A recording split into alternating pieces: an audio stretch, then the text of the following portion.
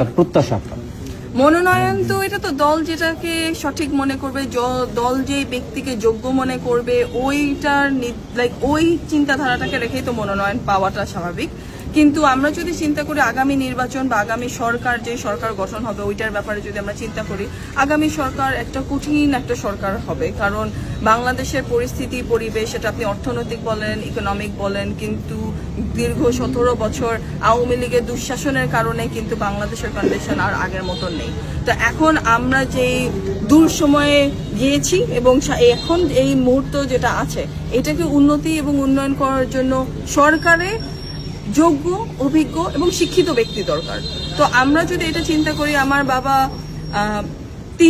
তিনবার এমপি ছিল, সংসদ সদস্য ছিল, 3 বার মন্ত্রী ছিল, ওনার সুযোগ হয়েছে যে উনি জিয়াউর রহমান সাহেবের সময় এলজিআরডির মন্ত্রী হিসাবে দায়িত্ব পালন করার জন্য, এবং জনগণের ভালোবাসা এবং জনগণের আশা আছে, আকাঙ্ক্ষা আছে এবং জনগণের সমর্থন আছে, যেটার কারণে আজকে আমরা এখানে আসছি, আমরা এই লিফলেটটা বিতরণ করছি।